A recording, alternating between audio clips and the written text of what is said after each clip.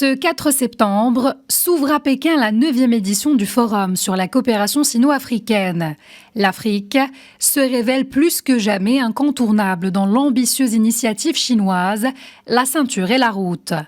Un nouveau cap dans leur coopération stratégique en vue de donner un coup d'accélérateur au partenariat gagnant-gagnant fondé sur l'équilibre et le co-développement. Et pour ce faire, les deux parties ont multiplié ces 2 dernières décennies les initiatives et les mécanismes à la fois multilatéraux et bilatéraux dans le respect de la souveraineté et de l'intégrité territoriale des États. Un sommet qui a vu le jour en octobre 2000 à Pékin avait comme objectif d'engager des consultations sur un pied d'égalité entre la Chine et le continent, d'approfondir l'entente mutuelle et de promouvoir les liens économiques.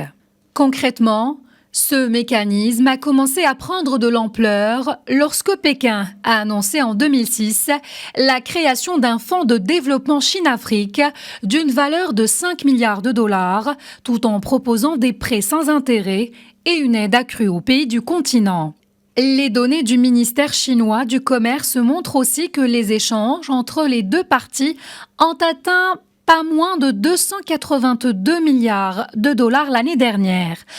tandis que les investissements directs de la 2e puissance économique mondiale en Afrique ont dépassé les 40 milliards de dollars. Si cette évolution significative du volume des échanges économiques entre la Chine et l'Afrique a permis d'approfondir la coopération dans des domaines plutôt classiques, tels que le commerce, l'investissement et les infrastructures, les dirigeants chinois et africains cherchent à capitaliser sur le succès de leur modèle de partenariat pour explorer de nouvelles pistes de coopération lors de ce sommet. Pour les responsables chinois, cette grande messe qui se tient jusqu'au 6 septembre à Pékin est le plus grand événement diplomatique organisé par leur pays ces dernières années. Une aubaine pour la Chine avec pour objectif passer à la vitesse supérieure dans sa coopération avec une Afrique souveraine qui aspire à diversifier ses alliances économiques et ce, dans le cadre d'une coopération sud-sud agissante et solidaire. L'ordre du jour de cette édition 2024 pour les opérateurs économiques des deux parties comprend également la 8e conférence sino-africaine des chefs d'entreprise.